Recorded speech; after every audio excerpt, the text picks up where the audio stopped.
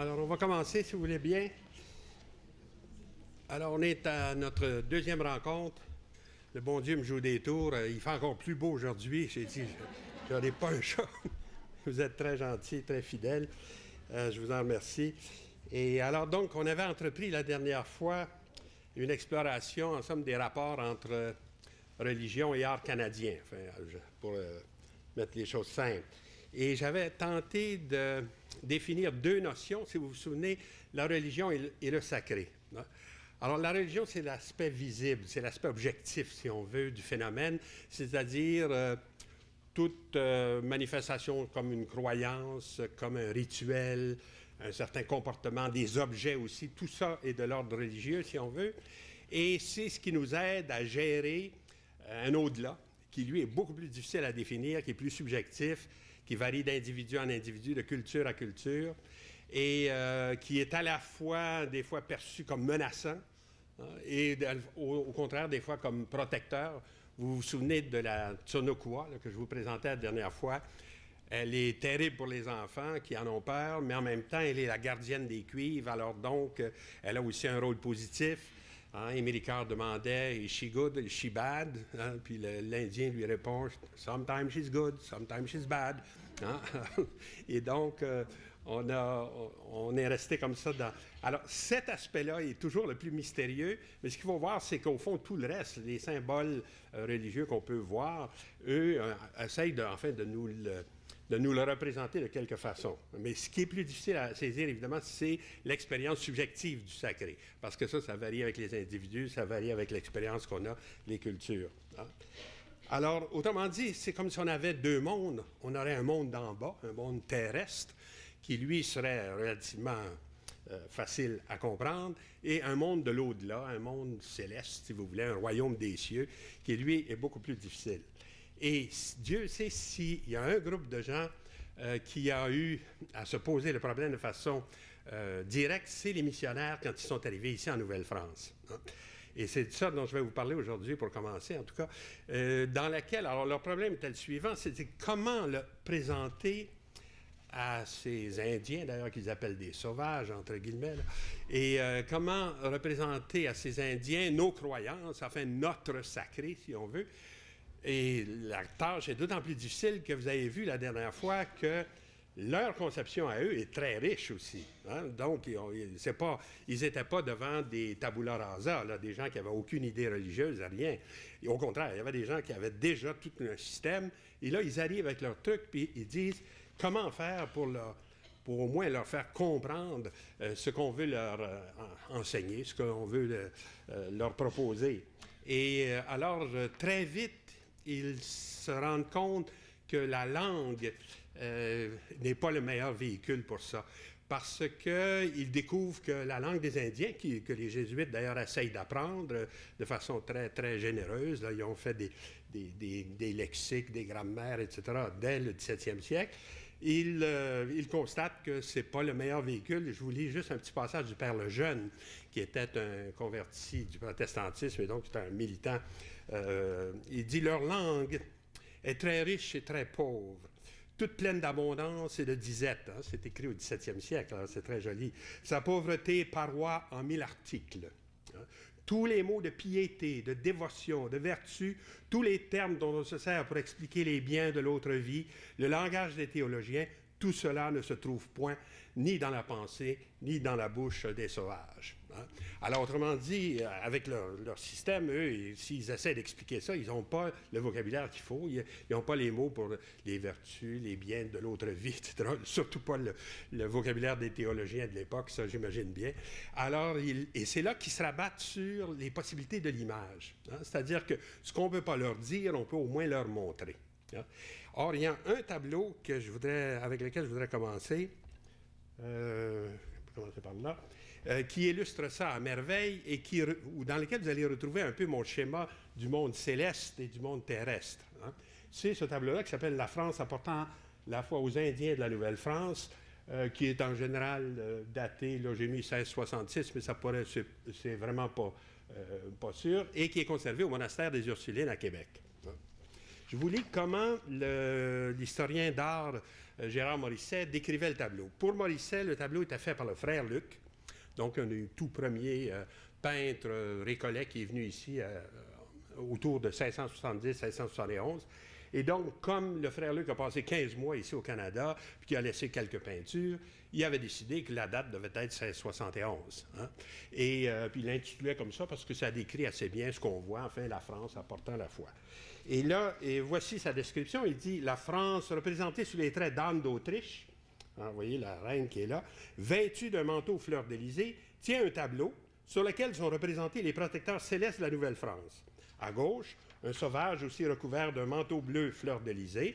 Au fond, paysage représentant les rives du Saint-Laurent, des montagnes, des chapelles de mission, et à droite des arbres et un navire portant un blason comtal. Le navire, là, il est ici, puis ce qu'il appelle le blason comtal, c'est l'espèce d'écusson qu'on voit en arrière. Dans le ciel, d'autres protecteurs célestes de la Nouvelle-France. Alors, dans le ciel, on a la même chose qu'on a sur le tableau en bas, on les retrouve ici, dans le sommet. Et donc, Morisset croyait que le tableau était fait par le frère Luc, qui était peint ici au Canada, et qui était de 1671, mais il pensait que la scène qui est en haut ici avait été ajoutée très longtemps après coup, et il soupçonnait Plamondon d'avoir été le criminel ici, qui avait ajouté, pour rendre l'image un peu plus claire, les personnages qui sont en haut. Ceci est absolument faux. On a fait depuis des études chimiques, enfin techniques, là, si vous voulez, sur le tableau, et en particulier M. Rogels là, de la Galerie nationale à l'époque, quand il a examiné le tableau, a conclu qu'il n'y a aucun repeint important dans ce tableau-là. Autrement dit, même la scène du haut a été faite à l'époque en même temps que le reste. Ce n'est pas un... Vous savez ce que c'est un repeint? C'est simplement quelqu'un qui, après coup, ajoute des petites choses ou répare des bouts qui ont été détruits du tableau. Alors là, ça serait à exclure complètement ça, cette chose-là. Et c'est important pour nous, puisque si je voulais vous donner un exemple justement de cette relation entre ce monde céleste et la façon de le transmettre au niveau concret, en fait, sur le monde terrestre, par le biais de l'image en particulier. Hein? Alors ça, c'est comme un parfait exemple de ça. Évidemment, tout ce que dit Morisset ici n'est pas faux, en particulier l'idée que la France est ici représentée sous les traits d'Anne d'Autriche. Vois-tu, je vous montre un détail du tableau ici à gauche, les merveilles du PowerPoint, hein? Je vous dis ça en passant. Vous allez voir, au fur et à mesure qu'on avance, je vais être meilleur là-dedans. L'autre fois, c'était un peu dry, mon affaire, mais là, c'est beaucoup mieux. Hein? Je vais faire des comparaisons dramatiques. Alors, et là, vous avez à droite, c'est une gravure de M. Nanteuil, enfin, j'ai mis le nom, là, qui est un graveur célèbre, là, qui a fait le portrait de la reine Anne d'Autriche en 1666 à sa mort, en fait. Hein? Alors, on pourrait imaginer que notre peintre, peu importe qui ce que c'est, si ce n'est pas le frère Luc, enfin, le peintre qui a fait notre grand tableau, là, a pu avoir une gravure comme ça sous les yeux et a pu tenter de représenter la France sous les traits d'Anne d'Autriche. J'avais un autre, mais là, c'est vraiment une comparaison cruelle pour notre peintre, là. J'ai mis à côté un Rubens, mais c'est vraiment la même reine, c'est la reine Anne d'Autriche, mais plus jeune à ce moment-là. Elle venait tout juste d'épouser Louis XIII, et vous savez que c'est la mère de Louis XIV. Hein? Alors, le problème que ça pose, la présence d'Anne d'Autriche dans le tableau, c'est comment ça se fait qu'on représente la France sous les traits d'Anne d'Autriche en 1671, c'est-à-dire 5 ans après sa mort, quand Louis XIV est au pouvoir depuis longtemps, évidemment, parce qu'il a chassé sa vieille mère à un moment donné, à 23 ans, il a décidé que lui, je régnais, et Madame Reine s'est retirée au Val-de-Grâce, en fait, donc on ne l'a pas revu après. Mais alors là, encore plus, le problème se pose encore plus, qu'est-ce qu'elle fait là j'allais dire, à cette date tardive, si on s'entend sur la date que Morisset proposait. D'autant plus que les façons classiques de représenter la France dans les tableaux, à l'époque, c'est pas de prendre une reine comme ça, plus ou moins ancienne, mais on avait des façons, comme par exemple ici, c'est Marie Médicis qui arrive à Marseille et qui est reçue par la France. Alors, vous voyez l'espèce de petit personnage avec l'habit fleur d'Élysée et le casque un peu militaire, si on veut, puis une jeune personne représente la France. Ça, c'est la façon, disons, encore là, c'est Rubens, mais disons, c'est la façon classique de représenter la France quand vous voulez dire, ben, la France reçoit ou la France apporte la foi, si on veut. En tout cas, alors pourquoi donc la reine? Et quand on pose le problème comme ça, il y a une réponse qui est tout à fait surprenante. et qui vient de ce qu'on a découvert qui étaient les commanditaires du tableau. Pas de celui-là, évidemment, mais du grand tableau là, dont je parle. Je ne sais pas si je l'ai mis après. Oui, ici. Alors, ce grand tableau-là, qui l'a commandé? Et là, vous avez dans le Journal des Jésuites un petit passage qui dit « Les Hurons nous font 5 présents pour contribuer quelque chose à la bâtisse de notre Église. » Évidemment, alors, il parle de l'Église des Jésuites à Québec. Entre autres, un pour un tableau qui marque comme ils ont embrassé la foi. Et c'est ça, c'est notre tableau, ça, qui est mentionné comme ça. C'est-à-dire que le tableau a comme intention, une intention historique, c'est-à-dire de montrer comment les Hurons ont embrassé la foi. Or, les Hurons, quand est-ce qu'ils ont embrassé la foi? C'est à l'époque d'Anne d'Autriche, hein, c'est-à-dire dans les années 1640, 1650. Après, bon, ils ont été détruits par les Iroquois, ils sont réfugiés à la Lorette, près de Québec, etc. Ils ont eu toute une histoire après. Mais si on veut montrer comment ils ont embrassé la foi, et quand surtout, là, la présence d'Anne d'Autriche fait du sens. Hein. D'autant plus qu'en 1666, quand elle meurt, dans la colonie, on fait toutes sortes de discours, évidemment, vous comprenez, les pères jésuites, puis tout ça, ils font un grand déploiement liturgique, la reine est morte, alors, évidemment, ils sont en retard un peu, parce qu'elle meurt en janvier, et ils font leur cérémonie au mois d'août, mais ça se comprend un peu, il n'y avait pas d'email à l'époque, là, puis les bateaux ne traversaient pas l'océan en plein milieu d'hiver. Hein? Alors, donc, les nouvelles prennent du temps à arriver. Bon, ça, ben, peu importe. Mais quand ils ont les nouvelles, ça dit qu'ils s'excitent, évidemment.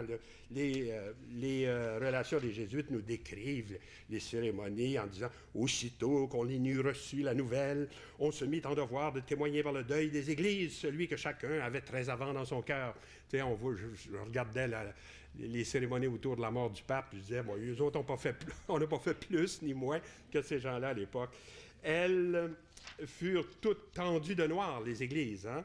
Et l'on y fit durer pendant plusieurs jours les services et les prières ordinaires. M. Talon, intendant par le roi en ce pays, signalant surtout l'affection qu'il a pour le service de Sa Majesté. Alors, il y a tout un aspect, évidemment, un peu... c'est des gens qui sont là tout le temps en train de vouloir des faveurs du roi, etc. Donc, ils en mettent tout le temps. Alors, il fait donc, lui aussi, il fait faire une messe spéciale le 3 août pour cette extraordinaire princesse dans la principale église de Québec, un service chanté en musique qui eût semblé magnifique partout ailleurs, mais qui le parut au-delà de ce qu'on peut exprimer dans un pays où on n'en avait jamais rien vu de semblable. Alors ça, j'imagine qu'ils ont mis les trompettes, tout le truc.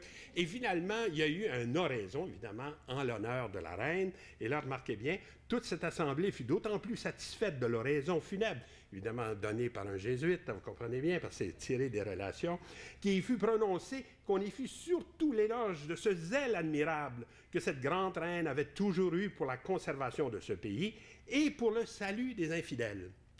Et donc, au moment où on pense à commander le tableau, en 1666, quand la reine vient de mourir, les sermons portent précisément sur son rôle comme celle qui a eu à cœur de...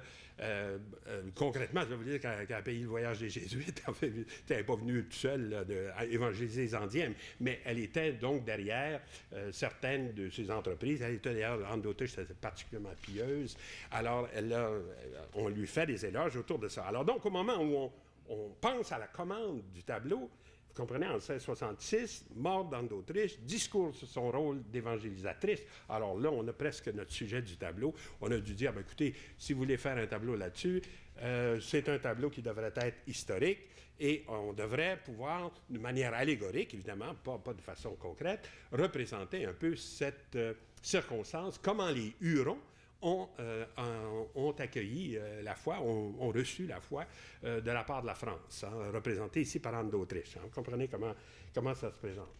L'autre chose qu'il faut analyser un petit peu, c'est quelles sont les images qu'on donne de la foi ici. C'est bien beau, la France apportant la foi aux Indiens de la Nouvelle-France, ou aux Hurons de la Nouvelle-France, d'ailleurs, on pourrait préciser le titre de cette façon-là. Et j'ai dit, le contenu de la foi leur est montré dans un tableau. Et là, c'est ça, j'ai fait une espèce de détail. C'est le tableau dans le tableau, si on veut, qui est là. Et qu'est-ce que ça représente? Bien, vous avez une espèce de trinité.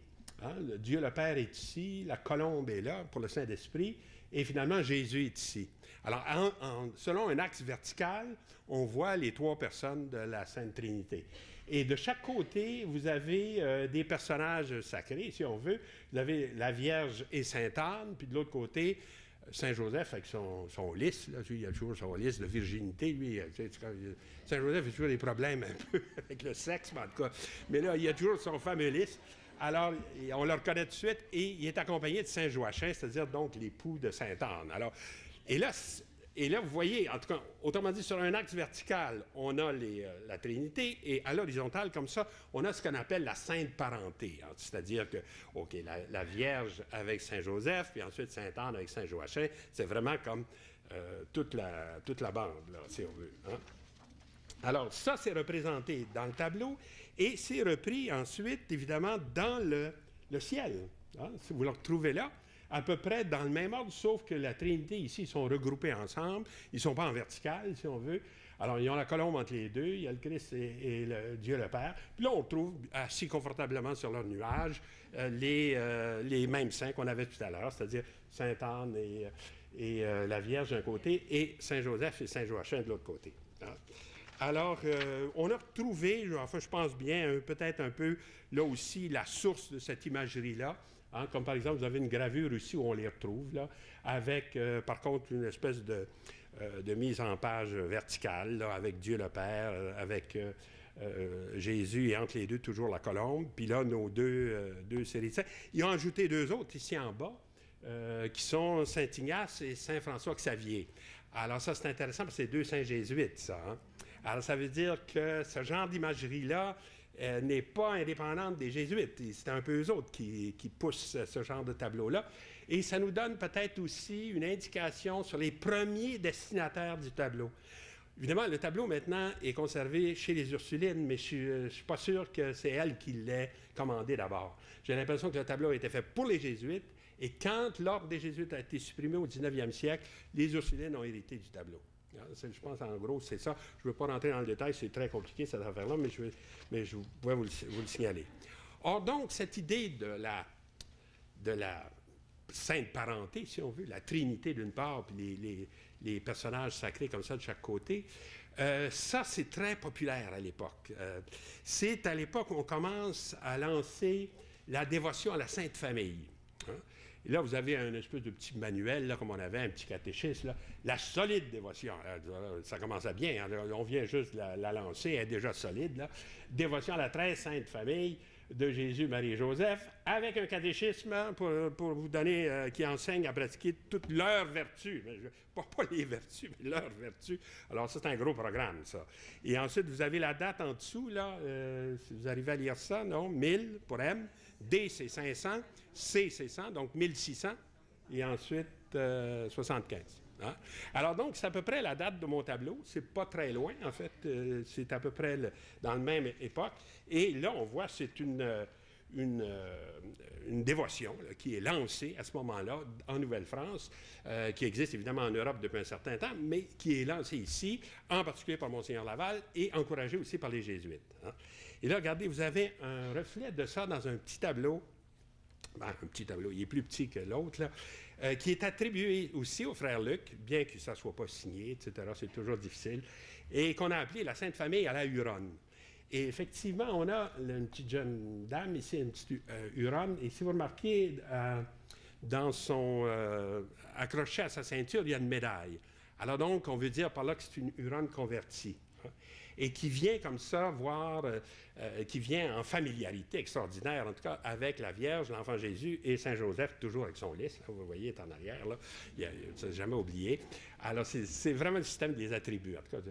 Et là, c'est ce qui est important de comprendre, pourquoi cette dévotion à la Sainte Famille prend tout d'un coup une importance dans la Nouvelle-France de l'époque, c'est que les Hurons qui sont convertis, hein, et qui sont plus en Huronie, là, près des Grands Lacs, là, tout ça, qui ont été décimés dans ces coins-là par les Iroquois, sont en train de s'installer près de Québec. Et la place où ils s'installent, c'est la Lorette, hein, qui va devenir la Nouvelle-Lorette, enfin, où vous avez encore, d'ailleurs, des Indiens, des descendants des Wendat ou des Hurons qui sont là. Et ils sont en train de passer de l'état de missionner, si on veut, c'est-à-dire qui sont chez eux, puis qui reçoivent de temps en temps des jésuites qui viennent essayer de leur expliquer la religion, à ce qu'on appelait à l'époque des domiciliés, c'est-à-dire des Indiens convertis et dont il suffit maintenant d'encourager la foi. Mais la conversion pour les Hurons en particulier, puis surtout à cause de leur grand déplacement comme ça, leur pose un problème humain essentiel, une espèce d'angoisse, c'est qu'est-ce qui arrive avec nos ancêtres? Hein? Qu'est-ce qui arrive avec nos ancêtres qui sont restés païens, qui n'ont pas eu la chance d'être convertis? Qu'est-ce qui arrive avec nos familles, en partie non converties? Hein? Et là, comme le sens de la famille était très, très fort, surtout de ces familles, j'allais dire profondes, ces familles qui impliquent aussi les ancêtres, hein, qui ne sont pas simplement ceux qui sont vivants, mais tous ceux qui nous ont précédés. Alors, ça leur crée une angoisse. Enfin, en devenant chrétiens, ils perdent ça d'une certaine façon. Ils perdent le contact avec leurs ancêtres. D'ailleurs, dans certains cas, les Jésuites ne savent pas trop quoi faire avec ça. De temps en temps, ils les encouragent à mettre des objets dans les tombes, tout ça, comme ils faisaient avant. Puis de temps en temps, ils sont contre ça. Ils disent « Oh non, c'est une pratique païenne, ça ne va pas faire ça. » Alors là, on pourrait dire que le thème de la Sainte Famille est formidable parce que tout d'un coup, on leur donne une espèce de famille spirituelle, un peu comme celle qu'ils ont quittée, si on veut. Au lieu d'être des ancêtres, maintenant, c'est ces personnages mystérieux.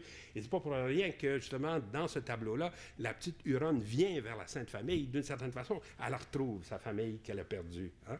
Elle la retrouve d'une autre façon, elle la retrouve dans l'imaginaire, comme d'ailleurs ses ancêtres faisaient partie de son imaginaire aussi. Hein? Vous comprenez que là, ils se sont trouvés...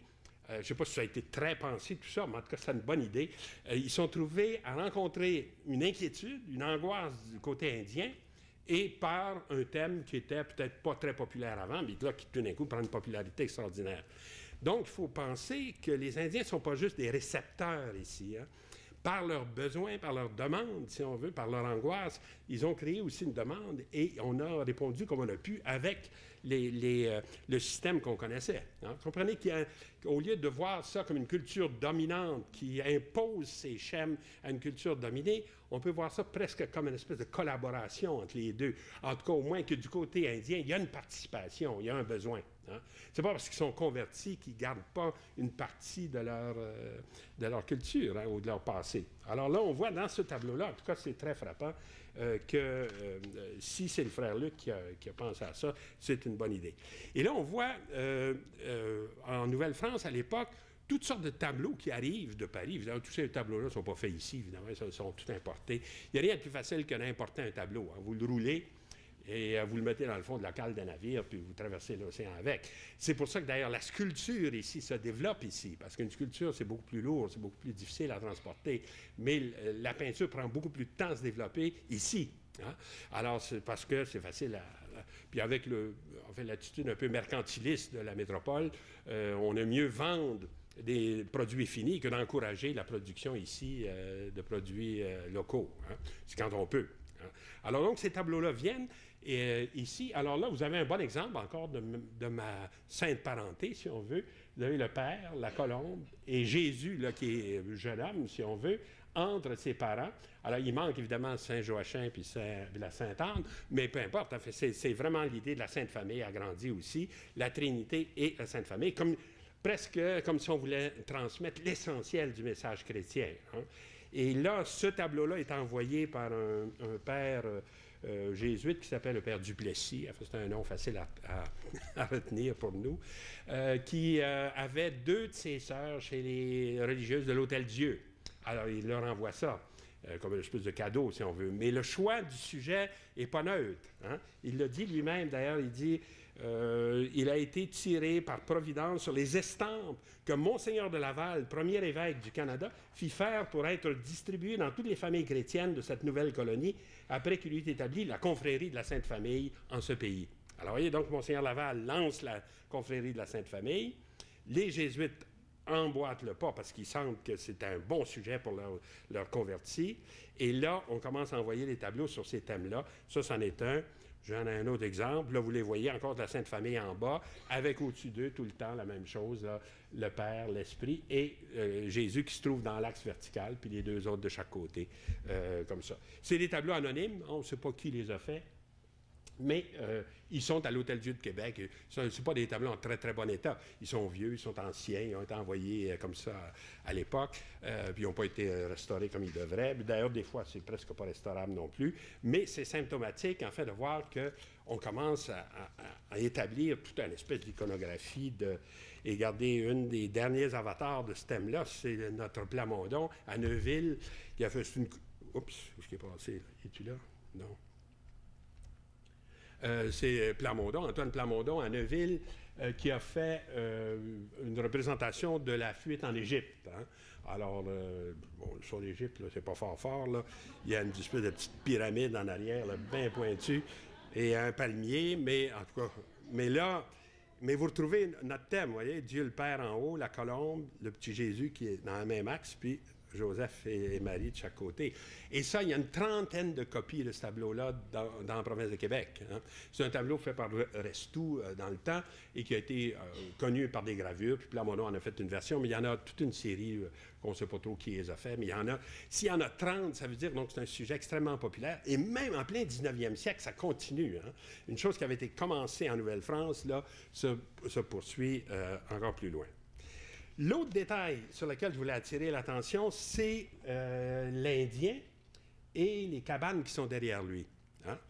Alors, vous voyez, l'Indien, donc, est agenouillé devant la reine, évidemment. Il reçoit ce tableau dans lequel la Sainte Parenté est représentée. On la met au ciel, alors c'est ça qu'elle lui présente. Et les deux sont comme ça, de chaque côté.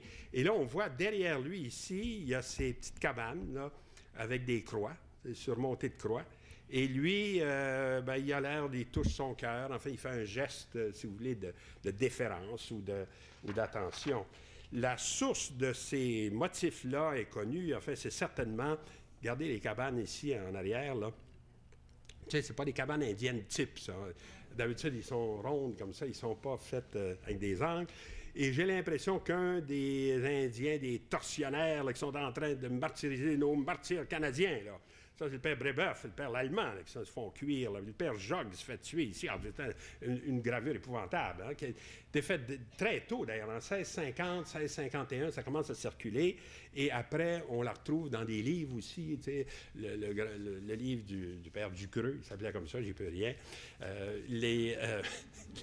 Qui s'appelait Historie Novi Franci Libri Decem, 10 livres sur l'histoire de la Nouvelle-France. Il a mis aussi à l'intérieur la gravure que je vous présente là, enfin une des versions. On la connaît en plusieurs versions. Si vous faites la comparaison, j'ai essayé de faire ça. Tu sais, si vous les mettez côte à côte comme ça, j'ai joué un petit peu un tour, là, je l'ai inversé pour qu'il soit vraiment dans le même. Et on a l'impression qu'il a fait qu'un profil, puis il l'a complété plus ou moins. Hein? Comprenez-vous ce que je veux dire? On peut le voir comme un profil pur, puis il l'a complété. Ça, c'était une tactique que des peintres pas trop habiles avaient pour faire ce qu'on appelait des vues de trois quarts. Tu sais, on avait donc une vue... C'est pas vraiment un profil, hein, c'est un petit peu plus. Alors, on suggérait toute la rondeur du... Et là, vous remarquez, donc, sur la tête, il y a une espèce de collier comme ça, avec des rangs de perles. Et autour du cou, il y a des perles rouges ici, mais dans la gravure aussi, il y avait des perles. Alors, tu sais, j'ai l'impression que son Indien vient de la gravure de Huret. Hein? Et tant qu'aux cabanes, bien là, si vous les approchez, vous allez voir, c'est tel quel. Ils sont... là, c'est juste un détail de la gravure de Huret. Alors, on voit, dans un cas, il y a une croix devant la cabane, puis l'autre sur la cabane. Dans le tableau fini, évidemment, les croix sont sur les maisons, hein, toutes les deux. Là, là, vous pouvez le voir. Là, j'ai fait merveilleux, en le PowerPoint, hein, c'est ce qu'on peut faire. Alors là, vous voyez, les petites croix sont devenues maintenant sur les cabanes et on a aussi, là, certainement, la source de cette gravure-là, hein, de la peinture, enfin, pour au moins ce détail-là. Hein. Ma première réflexion là-dessus, ça a été de dire, bon, ben voilà bien, on nous présente ces barbares qui avaient martyrisé les Jésuites, maintenant très soumis, un genou en terre devant la reine, avec un geste de déférence comme ça. Donc, c'est le barbare qui est devenu un néophyte chrétien, puis qui est passé. Et de même, les cabanes indiennes sont devenues maintenant quasiment des petites chapelles, enfin, chacun une petite croix au-dessus, etc. Et donc, le schéma spontané que j'avais, c'était un petit peu ça, le schéma d'une culture dominante très forte, puis une culture dominée qui finit par céder devant la domination.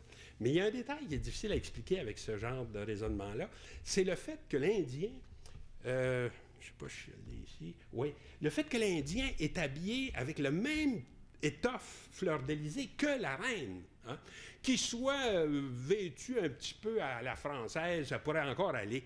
Mais là, il est habillé comme la reine. Hein? Il est habillé exactement avec le même. C'est comme si le tailleur avait eu un peu trop de tissu. Il dit, prends donc ça, toi. Bon. Alors là, ça, c'est plus difficile à expliquer. Sinon, si vous pensez à la situation réelle du temps, puis où les gens d'ailleurs en étaient très conscients, la colonie n'aurait pas existé sans les Indiens. C'est-à-dire qu'ils ont été vraiment des collaborateurs importants des premiers colons parce que les gars arrivaient ici, ils n'avaient aucune idée d'hiver, des choses comme ça. C'est le scorbut là, de quartier, c'est pour ça. Les gars mangeaient aucune... ils ne savaient pas quoi faire. Il n'y avait pas de citron et d'affaires comme ça à l'époque. Hein. Alors, la vitamine D, la vitamine C, ils n'avaient jamais vu ça. Alors là, les Indiens leur ont enseigné que dans le cèdre, dans le tuya, il y a ce qu'il faut pour éviter le scorbut, etc. Donc, même au niveau physique, puis ensuite, tous les réseaux commerciaux qui étaient déjà organisés, c'est ça qui a permis de lancer le commerce de la fourrure. Hein, alors, donc, on était très conscients de cette dette qu'on a envers les Indiens. Puis surtout, quand les Anglais vont commencer aussi à attaquer, bien, toutes les alliances qu'on avait faites avec les Indiens vont être importantes pour l'existence même de la colonie. Et donc, d'une certaine manière, c'est presque ça que ça exprime ici. C'est plutôt une idée de collaboration plutôt qu'une idée de domination. Hein. Autrement, comme je vous dis, il n'y aurait pas eu de nécessité de l'habiller exactement comme la reine. Hein. Et finalement, le détail sur lequel il faut insister, vous allez dire, j'en parle beaucoup de ce tableau-là, mais il faut dire, j'ai fait des années que je travaille là-dessus. Je suis trop excité. À chaque fois que je peux le montrer, je suis très content. Mais et là, le dernier problème, si on veut, à examiner, c'est celui du thème essentiel ici, c'est-à-dire du détail au centre. C'est-à-dire, est-ce que ça fait du sens que la France présente la foi sous la forme d'un tableau à l'Indien? Est-ce qu'on a affaire à une espèce de système, si on veut, que les missionnaires auraient employé? Et quand vous avez un problème de ce type-là, quand vous avez un motif comme ça iconographique, une bonne méthode, c'est d'essayer de trouver des parallèles, hein, pour voir un peu ce que ça peut vouloir dire. Et John Russell Harper, qui est un de nos grands historiens d'art, malheureusement décédé maintenant, avait pensé à un moment donné trouver un parallèle intéressant, encore là avec Rubens. Il avait dit, ça fait penser un petit peu à la situation qui est représentée par Rubens, toujours dans le grand cycle de Marie de Médicis. Ça fait ça, il faut aller voir ça au Louvre. Hein. Il y a toute une salle au Louvre, là, tendue de rouge, avec, je pense, 21 tableaux de Rubens, comme ça, qui racontent toute l'histoire de Marie de Médicis. Alors, une des histoires, c'est que Henri IV, ici, avec sa barbiche, là, on le reconnaît, avant de se marier, voulait savoir de quoi elle a l'air un peu. Alors, on lui envoie le tableau de Marie de Médicis, ici, représenté, soutenu par deux, évidemment, génies ailés. Et en haut, ben, c'est Junon qui est là, c'est-à-dire la déesse du mariage, avec son pan. Toujours, ça, c'est son attribut. Alors, donc, c'est une espèce de suggestion que Rubens faisait. On va vous montrer le tableau de la reine, vous allez la trouver, la future reine, vous allez la trouver tellement belle que vous allez vouloir la marier. Et on a l'impression d'ailleurs que Henri IV regarde ça avec attention, etc. Bon. Alors évidemment, on pourrait dire qu'il y a une espèce de parallèle là. On a une personne qui présente un tableau à une autre personne et c'est une façon de représenter quelque chose qui est absent. Hein? La reine, Marie de Médicis n'est pas encore arrivée. Vous l'avez vu arriver tout à l'heure à Marseille, là, avec les trois dames nues en bas. Là. Je vais vous montrer le tableau tout à l'heure. Alors là, elle n'est pas encore arrivée. Alors, donc, elle est en effigie, si on veut. Elle est montrée comme ça. Mais ce n'est pas un très bon parallèle dans ce sens-ci. Je suis sûr que John Russell Harper me laisserait dire ça après en discutant gentiment et poliment avec lui, parce que j'ai beaucoup d'admiration pour lui. C'est qu'au fond, on n'a pas beaucoup d'éléments communs. Et en fait, ce que je lui aurais proposé, c'est plutôt celle-là. C'est que ça, c'est une gravure, d'ailleurs, qui apparaît dans un contexte tout à fait surprenant, puisque c'est dans La Hontan. Et le baron de La Hontan, c'est un bonhomme qui a écrit des souvenirs, qui est venu ici en Amérique, puis qui a écrit des petits livres, et dont, en particulier, un qui a un très beau titre, très 18e siècle, là, Dialogue curieux entre l'auteur et un sauvage de bon sang qui a voyagé. Hein? Alors, c'est ça, ça se présente comme ça. C'est un dialogue, d'ailleurs, un petit peu persifleur sur la religion, sur les jésuites aussi. Il est très mauvais sur les jésuites. Là, autant les détestait. Puis c'était réciproque, d'ailleurs. Les jésuites ne l'aimaient pas non plus. Alors, il fait des petites allusions comme ça. le sauvage joue un peu l'innocent, il fait semblant qu'il ne comprend pas la religion chrétienne, puis l'autre lui dit, voyons donc, c'est clair comme le jour, comment peux-tu résister à tant d'évidence, etc. C'est une espèce de discours comme ça. Mais il commence il y a une gravure frontispice, qui est celle-là, dans ces dialogues, et dans laquelle on a une situation qui est très semblable à celle du tableau. C'est-à-dire qu'on a deux gentilshommes français qui sont en train d'expliquer un tableau à des Indiens qui sont là. Les maisons ne sont pas formidablement dessinées, mais surtout, ce qui est le plus troublant, c'est les cocotiers qui est là, et le palmier. Le graveur n'est pas venu au Canada. Hein. Ou s'il est venu, il est allé au Jardin botanique, puis il n'a rien vu, mais il n'est pas venu souvent. En tout cas. Bon, mais ça, c'était l'exotisme, c'est-à-dire on est loin, on est aux Indes, occidentales ou pas, là, on mettait des palmiers. Hein. Même dans Champlain, vous en avez des palmiers, hein, dans les gravures de Champlain. C'est pas fait par lui, c'est fait par des gens en Europe qui disent, écoutez, Champlain, vous voulez quelque chose d'exotique, hein? Oui, c'est loin. Bon, alors, on va mettre un palmier. Hein? Alors là, ils sont là. Le tableau est évidemment pas sur le même thème ici. Je sais, c'est difficile à lire, hein, parce qu'il n'y a pas grand... Il est tout petit, il est difficile à... mais je vois, moi, au moins des étoiles. Ici, vous voyez ça, vous autres aussi, non? Un soleil, peut-être une lune, un croissant de lune, et peut-être un Dieu, le Père, ici. Donc, on pourrait imaginer le thème de la création. Hein? Et pour un libertin comme la Hontan, Dieu, le concept de Dieu, c'est un peu celui que vous avez chez Voltaire ou d'autres. C'est un Dieu horloger, hein, qui est responsable du bel ordre du monde, mais avec lequel on n'a pas de relation plus particulière que ça. Hein? C'est un peu ça. Mais alors, ce n'est pas vraiment un thème de la Sainte Parenté, là, on est très loin de ça, mais la situation, là, paraît plus plausible. Hein?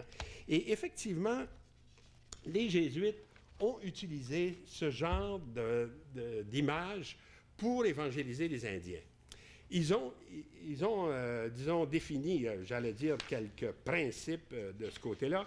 Tu sais, quand je vous disais qu'ils avaient l'impression que la langue indienne n'était pas capable de véhiculer vraiment les concepts qu'on voulait leur inculquer, alors, puis qu'ils ont découvert, au contraire, l'importance de l'image. Alors, tu sais, par exemple, vous avez dans les relations des Jésuites des phrases comme celle-ci. Ces saintes figures sont la moitié de l'instruction qu'on peut donner aux sauvages. Hein? Alors, la moitié de l'instruction, ça veut dire que c'est vraiment, ça leur paraissait très, très important. Le père Chauchetière, lui, ce sont leurs docteurs muets. Hein? Ils sont comme des docteurs, pas au sens de médecins, mais au sens de gens savants, de gens doctes, si on veut, qui leur prêchent la religion de façon muette, hein, à travers le... Et ensuite, l'autre chose qui ne m'avait pas frappé au début, c'est que quand ils vont dans les missions, les imageries qu'ils utilisent d'abord, c'est des imageries qui relèvent de l'eschatologie. Hein, en mission, ça veut dire donc des fins dernières. On leur présente le paradis et l'enfer, on leur dit, si vous ne vous convertissez pas, c'est là que vous allez aller. Hein? Et d'ailleurs, au point que, par exemple, on raconte, c'est un des Récollets, c'est Sagard qui raconte ça, un petit Louis qui était tout inquiet, il dit, mon oncle est mort sans baptême, je veux savoir où il est dans l'enfer, dans votre gravure. Là, il venait voir la gravure, puis il cherchait son vieil oncle là, qui était mort sans baptême.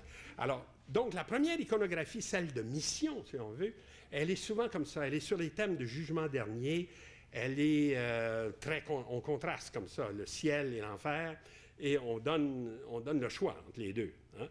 Et alors, si vous convertissez, vous irez au ciel, sinon, c'est l'enfer qui vous attend. Mais là, la Sainte Parenté, c'est plus du tout le même thème, ça. Et effectivement, ça appartient à une autre époque. À une époque, quand on commence à avoir des villages de convertis, ou comme on appelait à l'époque de domiciliés, les fameuses réductions. Hein? Et effectivement, si vous y pensez, il y en avait une à Sillery, près de Québec. Il y en avait une à la Lorette aussi, les Hurons, qui sont encore là, d'ailleurs. Il y avait à Saint-Régis des Abénaquis. Il y avait ici à Kanawake une réserve aussi de Mohawks chrétiens. Tous ces gens-là sont des chrétiens convertis. Et c'est pour eux, évidemment, que le thème de la Sainte Famille devient intéressant. Et que là, ils n'ont plus besoin de leur faire peur avec l'enfer et tout ça. Ils sont déjà convertis. Alors, là, on pourrait dire, donc, on a une nouvelle iconographie qui s'est installée, qui est typique de l'époque des réductions, c'est-à-dire de la deuxième moitié du 17e siècle. Hein. La première moitié, c'est l'époque des missions, mettons de 1600 à 1650, puis 1650 à 1700, c'est l'époque des réductions. Hein. Et ces réductions-là, ça a l'air de rien, mais ils sont les premières paroisses en Nouvelle-France. Hein. À partir de là, on commence à établir des paroisses, on en fait des lieux de pèlerinage aussi, parce que les Indiens sont des chrétiens absolument exemplaires là-dedans. Ils sont, tu sais, pensez à Catherine Tekakwitha, qui est devenue comme une sainte, etc. Donc, on a ces espèces d'expériences, j'allais dire, mystiques là, qui se passent dans chacune de ces réductions-là, attirent l'attention et sont utilisées, évidemment, par le clergé à l'époque comme des exemples, comme des modèles. Hein. Ce système-là de l'enseignement par l'image, hein, qu'on voit donc déjà à l'époque des missions, qui se continue avec les réductions, va en rester très stable. Et les quelques images que je voulais vous montrer maintenant, c'est des images qui appartiennent au 19e siècle, donc beaucoup plus tard, mais qui supposent encore le même type de système. Sauf que, vous allez voir, l'iconographie change.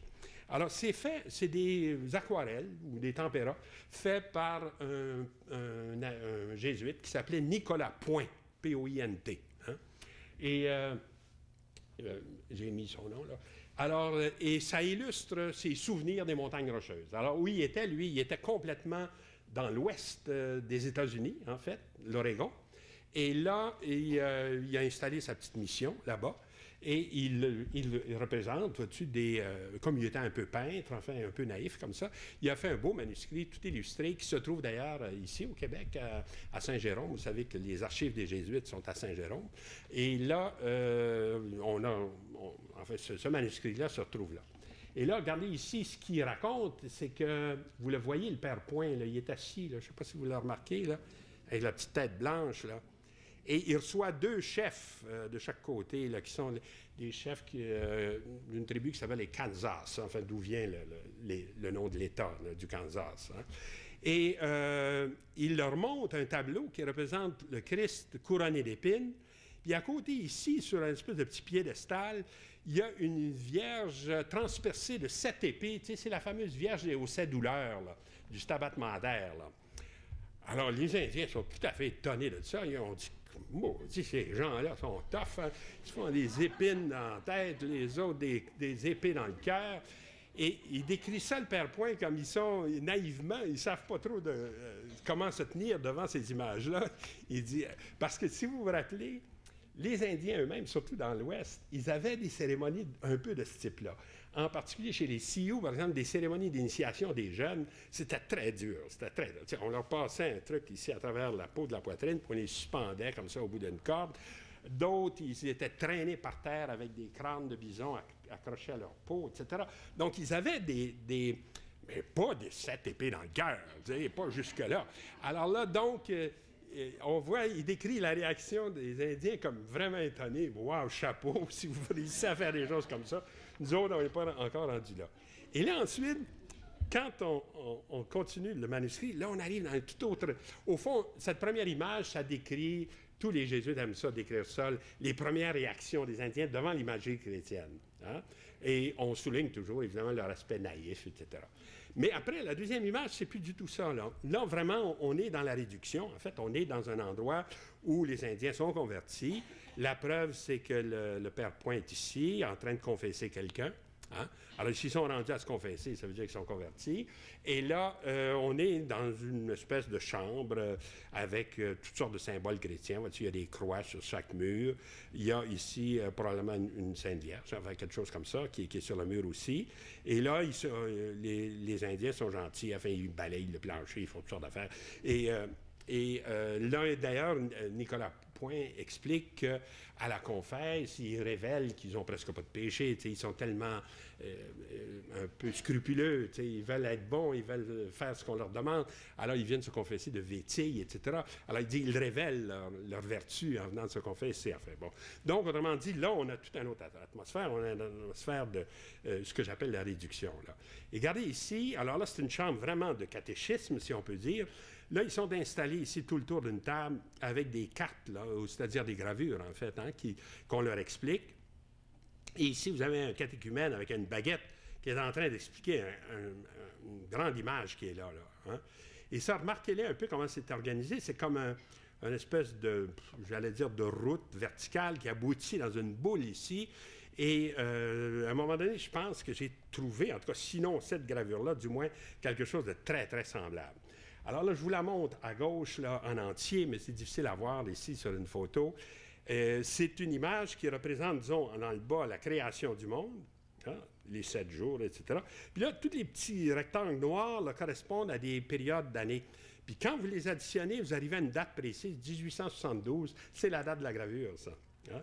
Et là, c'était quoi? Ça s'appelait tableau synoptique de la foi pour des sauvages qui n'en ont jamais entendu parler. Hein? Autrement dit, donc ça se voulait une espèce de tableau où on aurait eu tous les aspects, disons, depuis la création du monde jusqu'ici au centre, c'est la venue du Christ sur la terre, puis ensuite la fondation de l'Église, puis finalement on aboutit en haut au paradis. Alors ce que je vous ai mis à droite, c'est la partie, disons, qui correspond au haut de l'image, là, ici. Alors, donc, vous avez le ciel avec notre Sainte Trinité encore, et vous avez ici, malheureusement, l'enfer de ce côté-là. Vous avez ici le purgatoire avec une petite échelle, vous passez, parce que le purgatoire, on ne reste pas là indéfiniment. Et là, quand vous avez l'approbation qu'il faut, vous montez au ciel. Hein? Mais, ce qui est plus important, c'est qu'il y a 2 routes ici. Hein? Il y a une route qui passe à droite, qui passe des fois par le purgatoire, mais qui aboutit au ciel. Mais il y a une route qui passe à gauche. Hein? Toujours la gauche est toujours sinistre un peu. Hein? En latin, le mot gauche, ça dit sinistère. Hein? Vous savez ça. Alors là, à gauche, on aboutit en enfer. Et qu'est-ce qui est sur le chemin, là? C'est les pasteurs protestants. Hein? Alors, les hérétiques, comme ils les appelaient, enfin, entre eux autres, les hérétiques nous amènent en enfer, alors que nos bons prêtres catholiques nous amènent au ciel. Hein? Alors là, vous comprenez, qu'est-ce qui se passe en Oregon? C'est qu'ils ont une compétition sérieuse de la part des missionnaires protestants. Hein? On connaît même, mais je n'ai pas l'image, là, mais je l'ai vue, en fait, je n'en revenais pas, une image exactement semblable, faite par un pasteur presbytérien qui s'appelait Spalding, hein, mais dans laquelle les rôles sont inversés. Si vous suivez le pasteur, vous aboutissez au ciel, mais si vous suivez les popistes, comme ils les appelaient, les catholiques romains, vous allez en enfer. Hein? Alors, exactement, il a repris le même... Et lui était marié, évidemment, le pasteur presbytérien. Alors, sa femme savait peindre. Alors, il l'a utilisé pour faire un panneau à peu près semblable, mais avec, évidemment, dans l'autre sens. Alors, vous voyez que là, les circonstances changent, l'iconographie change. Hein? C'est-à-dire, tout à l'heure, je vous parlais de la Sainte Famille comme une façon de répondre aux inquiétudes des Indiens. Là, la situation est différente. La situation est celle d'une compétition entre protestants et catholiques. Et là, donc, on crée une imagerie qui reflète ça, enfin, qui essaie. Alors, bien sûr, on a affaire à une structure, c'est-à-dire on prêche par l'image, mais les contenus de l'image changent avec les époques. Hein? Les toutes premières imageries sont de type eschatologique, l'enfer, le paradis, des choses comme ça. Ensuite, Sainte Famille, Sainte Parenté, des choses plus consolantes, j'allais dire. Puis plus tard, au 19e siècle, souvent des images comme ça de conflits, les deux voies. Les deux, on peut aboutir de 2 façons différentes. Cette histoire-là, cette gravure, en fait, même si elle est de 1842, est dans un état presque lamentable. Hein, comme vous voyez, c'est très déchiré, etc. C'est parce que ça a été beaucoup utilisé. Et on l'a trouvé dans un grenier, roulé, hein, c'était collé sur une toile, et ça a été donné par une dame, dont j'oublie le nom, là, mais au Musée du Québec. Et je me rappelle encore quand le conservateur du temps me fait venir, il dit « Gagnon, il dit, tu sais, j'ai écrit un petit livre qui s'appelle « La conversion par l'image » sur tous ces problèmes-là. » Alors, il dit « J'ai trouvé enfin une image que tu ne connais pas, etc. » Bon. Alors là, j'arrive là, puis il me montre ça. Je dis « Waouh, c'est formidable. C'est-tu vieux, c'est-tu ancien? » Là, on commence à compter les petits carreaux. Puis on est là, oh mon Dieu, 1600, 1700, 1800. Oh non, c'était très, très récent. 1872. Mais ça ne fait rien. Ça veut dire, donc, on a affaire à une structure qui a duré très longtemps, hein, qui a été très stable, mais dont les contenus ont changé. Hein. Vous voyez la différence entre structure et contenu. Alors, donc ça serait le dernier élément, enfin, important de ce tableau. Il y a beaucoup de choses à dire encore, enfin, comment expliquer qui est chez les Ursulines, qui étaient les premiers destinataires, etc. En gros, moi, je pense que c'est les Jésuites qui étaient les premiers destinataires de ça.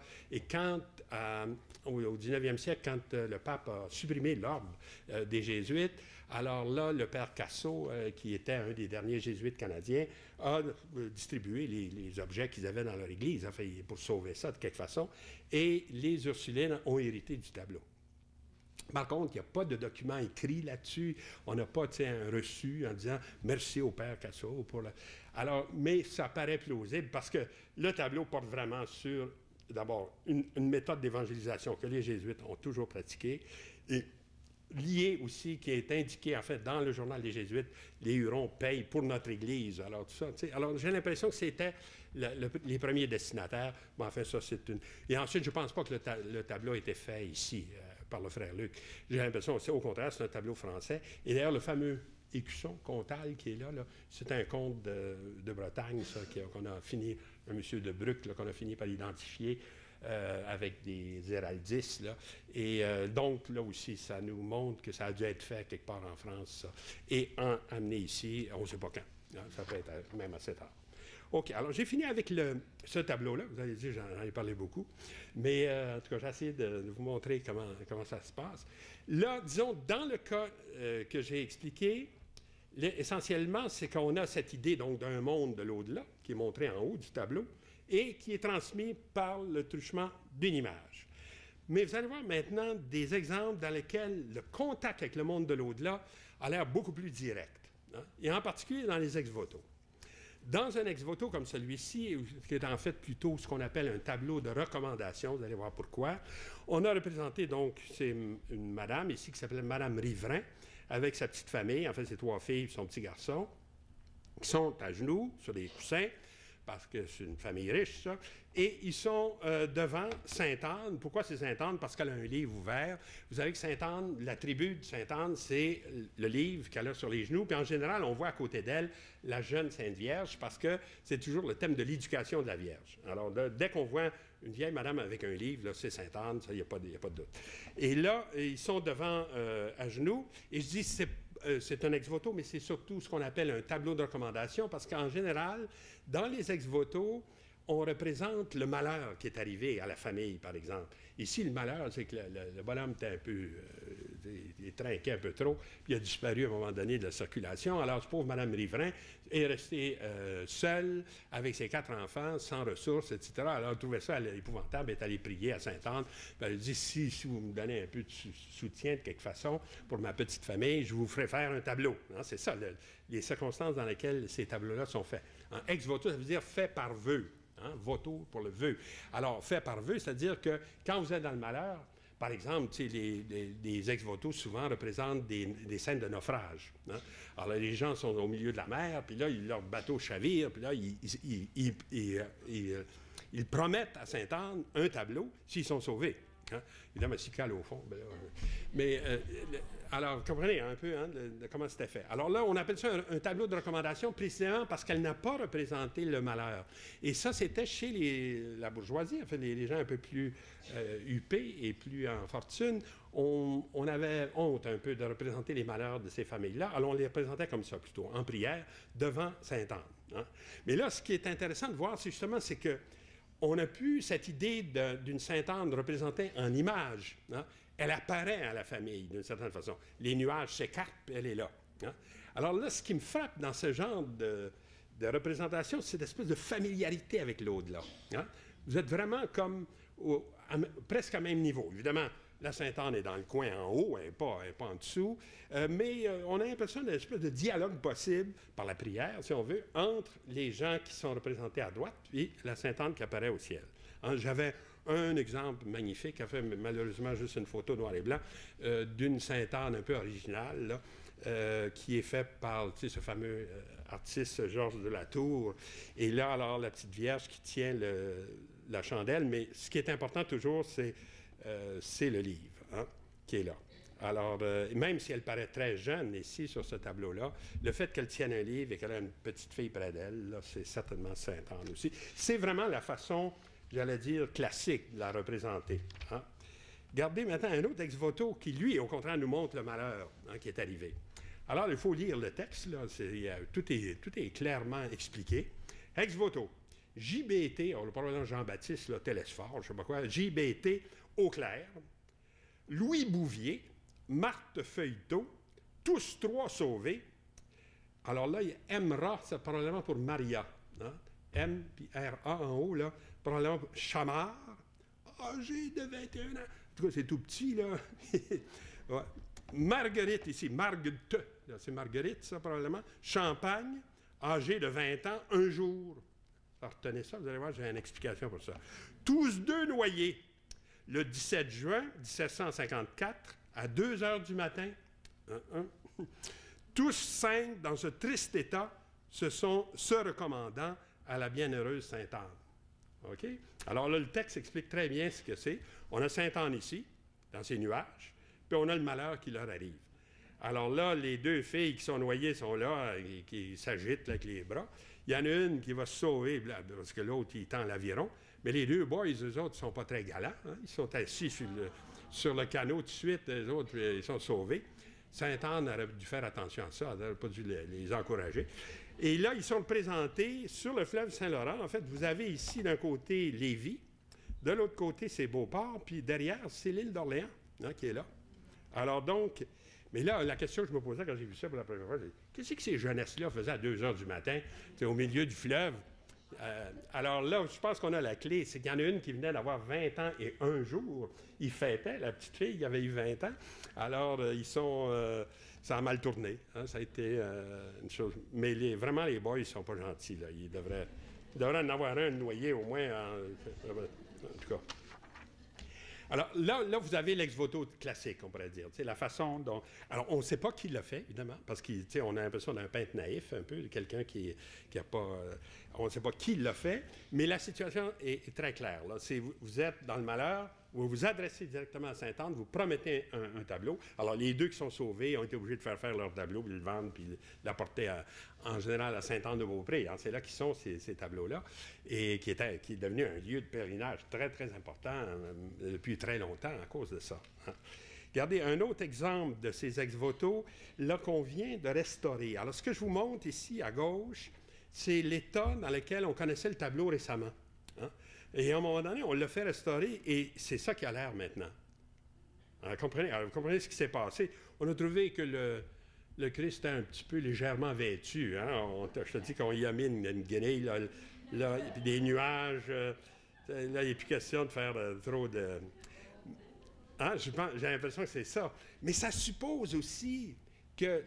je pense que c'est une religieuse ça, qui a réparé ça, hein, parce qu'on ne sait pas, on ne sait jamais. Quand c'est les sœurs, ils nous disent « Oui, c'est une de nos religieuses. » Enfin, ils n'osent pas trop nous dire, parce qu'on leur dit « Qu'est-ce qu'ils ont fait? C'est épouvantable! » Non, on essaie d'être gentil, mais on le pense comme ça. Alors là, en général, ils savent un peu, ils prévoient un peu nos réactions.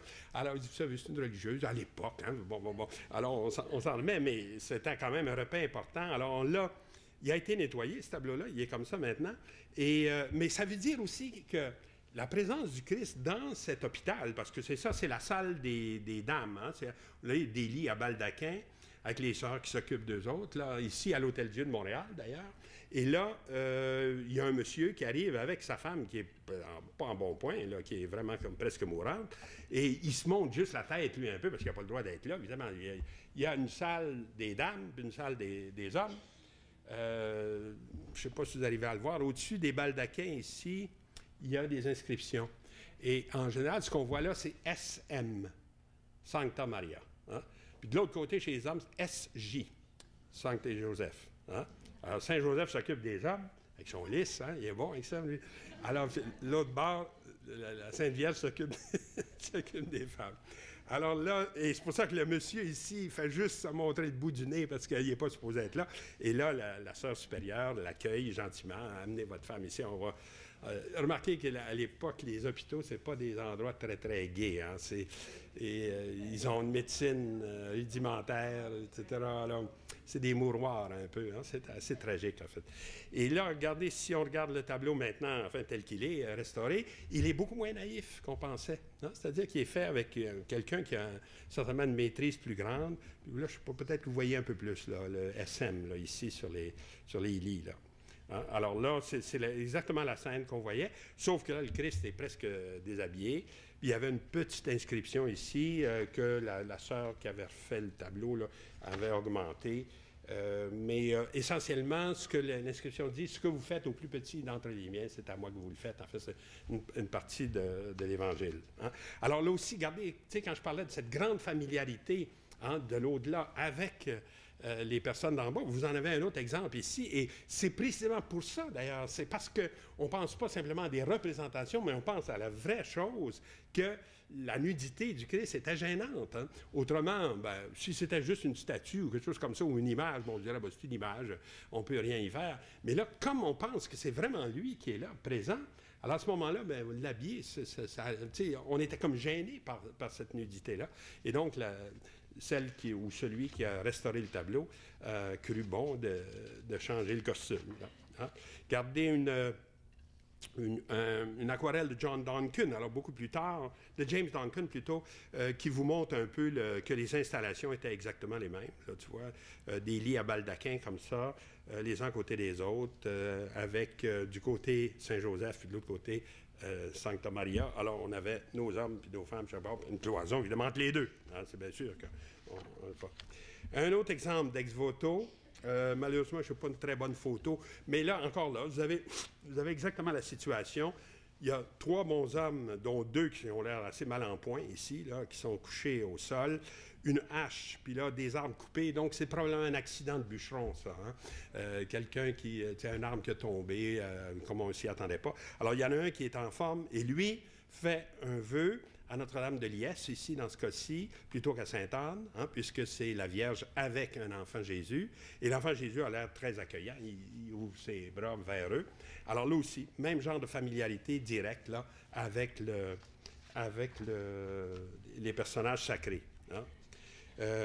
Bon, écoutez, vous comprenez, je pourrais continuer comme ça à 3 heures, hein, mais je vais avoir pitié de vous autres, je vais arrêter. Je vous montre encore 3 exemples, et on va finir avec ça. Ici, c'est 2 tableaux qui ont l'air un petit peu naïfs, dans lesquels on a représenté d'un côté la duchesse d'Aiguillon et de l'autre côté Richelieu. Hein? Et ça a été envoyé, ça, ici à Nouvelle-France, évidemment, comme tous ces grands personnages-là, on tenait à les voir représentés. Mais si vous remarquez, ils sont en prière devant une espèce d'apparition. Hein? La duchesse, ici, voit apparaître dans un nuage un cœur transpercé. Alors ça, évidemment, c'est toute la spiritualité autour du cœur de Jésus et de Marie, etc. Hein? Et lui, il voit une croix nimbée, enfin, qui apparaît comme ça. Et là aussi, alors là, c'est un des contextes, c'est-à-dire la prière, l'extase, tout ça, fait apparaître comme ça le monde de l'au-delà. On peut le voir presque. Hein? Par contre, les paysages qui les entourent sont très humains, si on veut. C'est la ville de Québec qui est derrière ici. Puis là, il y a un petit village huron. Si vous regardez derrière Richelieu, je ne sais pas ce qu'il fait là, mais en tout cas, il y a un petit village avec des Hurons. Hein. Alors, encore là, même genre de... là, si on veut, la suggestion serait presque aussi celle de la vision. Hein. Vous avez une apparition pour vrai. Vous voyez un cœur apparaître comme ça. Vous avez une croix nimbée qui apparaît. Alors, avec l'intensité de la prière, vous pouvez donc expérimenter comme ça ce second monde. Mais mes derniers exemples sont où cette familiarité-là va encore plus loin, puisque là, c'est tous les thèmes de l'ange gardien. Hein? Ceux qui sont assez vieux ici savent ce que c'est. Enfin, nous autres, on se tassait sur nos petits bancs hein, pour laisser une place à notre ange gardien. Hein? Quand on a appris ça, il fallait bien qu'il s'assoie quelque part. Alors là, c'est un thème aussi qui a été très, très populaire. C'est en Nouvelle-France aussi. On retrouve des tableaux sur ce thème-là. Et là, vous avez donc un tableau du frère Luc, là, semble-t-il, que c'est vraiment de lui, et qui a été fait pour l'église du même nom. Hein? Il y a une église qui s'appelle l'Ange Gardien. Il y a un village qui s'appelle comme ça, près de Québec. Alors, ça a été fait pour ça, sauf que la fabrique, n'ayant pas les moyens afin de garder les tableaux et les sculptures qui étaient là, les ont vendus au Musée du Québec. Alors, ces tableaux-là sont maintenant au Musée du Québec. Alors, donc, vous voyez l'ange ici, avec un jeune homme, au pied, ben, c'est pas bien clair sur ma photo, mais il y a un serpent. Hein? C'est pas une bien bonne idée de pointer le ciel quand il y a un serpent à terre. Là, il aurait dû y montrer le serpent, mais en tout cas, de toute façon. Et là, dans le ciel, vous avez, là, en hébreu, c'est, d'ailleurs, avec une faute d'orthographe, j'ai vérifié ça avec ma femme, qui est israélienne, elle a dit, c'est Jéhovah, en fait, qui est écrit. En hébreu, ça ferait Yehovah. Et là, c'est écrit, si vous le prononcez comme il faut, ça ferait Yehovah, avec une gutturale. Alors, c'est que le son « h », ça se fait comme ça, et le son « h », comme un « h », ça se fait avec une branche ouverte ici. Alors, c'est comme la même forme, si on veut, mais là, la branche est ouverte. Alors, nos peintres du temps ne savaient pas ça. Alors, ils faisaient « Yehovah » au lieu de « Jéhovah ». Mais c'est l'idée, en fait, l'ange pointe le ciel, où la présence de Dieu est. Et ici, il y a un petit écusson qui, semble-t-il, relie le tableau à Monseigneur Laval, mais surtout, il y a une espèce d'inscription ou de devise, si on veut, qui résume bien, enfin, le propos ici. Plutôt mourir que de se souiller. Alors, avec ça, vous êtes correct. Hein? Potius mori quam federi. Hein? En latin, évidemment, qu'ils mettent ça là. Alors, d'où ça vient, ce thème-là? C'est le thème, évidemment, biblique, si vous voulez, de Tobie et de l'ange. Hein? Vous savez, cette histoire-là du vieux Tobie, qui est aveugle, en fait, et qui, par contre, il envoie son fils pour finir une affaire qui n'a pas été terminée. Il y a un monsieur en Médie, très loin, qui lui doit de l'argent, qui lui doit 10 talents, comme on dit dans la Bible. Et il envoie donc le fils, et tout d'un coup, enfin, il y a un compagnon qui se présente, qui s'appelle Azarias, et qui n'est évidemment pas présenté sous la forme d'un ange, et qui l'accompagne tout le long de son voyage. Et là, à un moment donné, il lui fait opérer une espèce de poisson qui est presque en train de tomber sur lui. Et là, l'enfant, sous le conseil de l'ange, enlève le foie, enlève le cœur, puis la vésicule biliaire, parce que l'ange lui dit, ça sera utile un jour, tu vas voir, c'est des remèdes extraordinaires. Et effectivement, quand ils arrivent finalement auprès du vieux père qui est aveugle, il lui rend la vue avec le fiel du poisson. Et là, l'ange se révèle ce qu'il est et il s'envole au ciel à ce moment-là. Les peintres de la Renaissance, enfin, quand on commence à traiter ce thème-là, comme vous avez ici, en fait, chez Andrea del Verrocchio, le font d'une façon un peu étrange. Si vous regardez le poisson, il n'est pas gros, là. Hein? Il est ici, là. Alors, pour un poisson qui a manqué de le manger, là, il y a de l'appétit. Hein? Et là, d'autre part, l'ange tient toujours une petite boîte dans laquelle, évidemment, sont les trois aspects, le fiel, le foie et le cœur. Hein? C'est pour ça qu'il tient ça comme ça. Et l'ange, alors, est identifié comme Saint Raphaël. Hein? En hébreu, Raphaël, si on veut, ça veut dire, Rophe, ça veut dire médecin. Hein?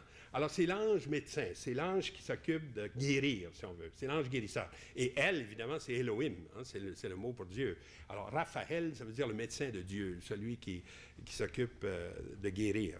Alors, il a représenté donc Tobie ici avec son petit poisson. Et aussi, dans la main, il y a un petit papier roulé là, qui s'appelle, et c'est marqué dessus ricordo, c'est en italien, ça veut dire le rapport, c'est-à-dire c'est le papier qui va lui permettre d'obtenir l'argent que son père l'a envoyé chercher de l'argent. Alors il faut un document, le père ne le connaissait pas, etc.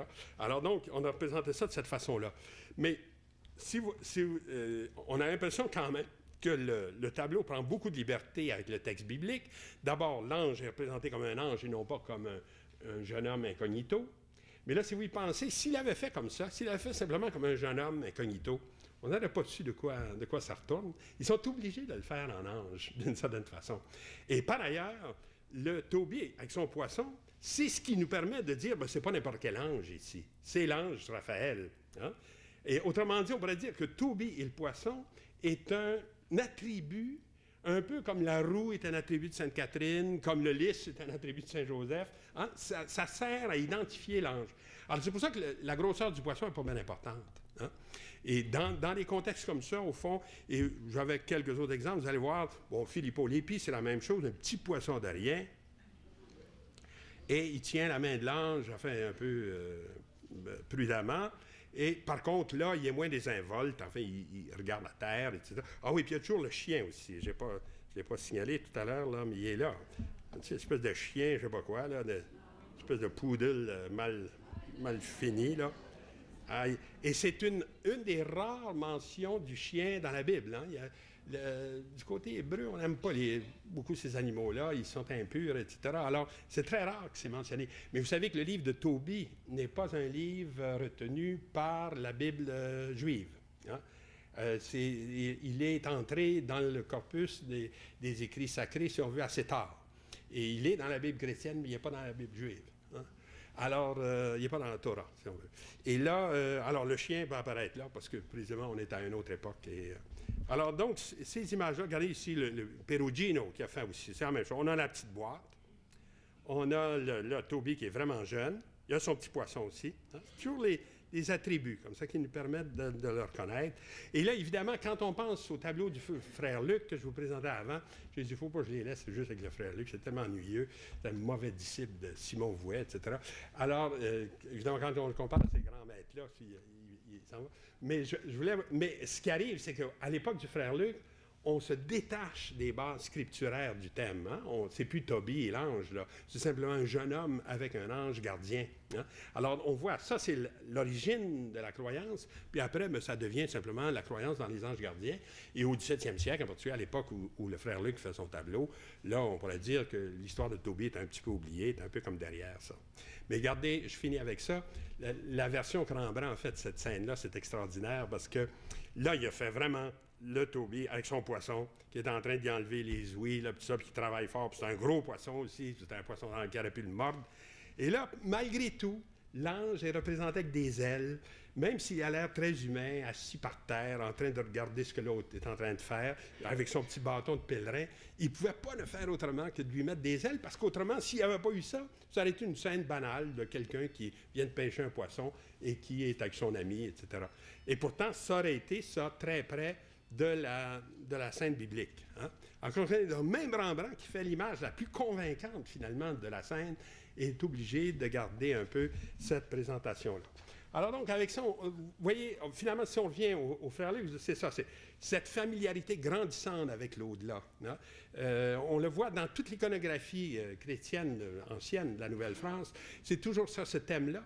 Et n'oubliez pas aussi comment l'apport des Indiens est important. Hein? C'est-à-dire comment leur propre inquiétude aussi a fait changer cette iconographie-là. Hein? On a voulu lui répondre et donc on a créé des thèmes qu'on n'aurait peut-être pas développés autrement. Hein? Alors quand on commence à avoir une vue un peu d'ensemble de tout ça, on se dit, il y a eu comme un dialogue là. Hein? Il n'y a pas eu simplement des destinataires ou des gens qui ont été écrasés par une puissance plus grande, mais il y a eu aussi des participants. Hein?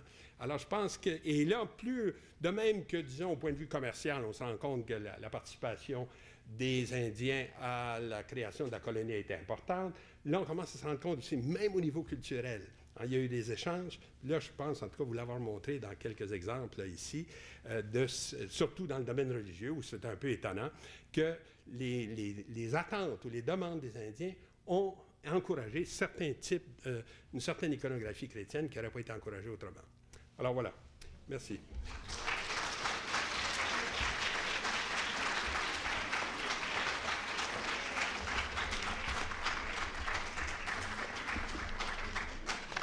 À la semaine prochaine, on va voir Ozias le Duc.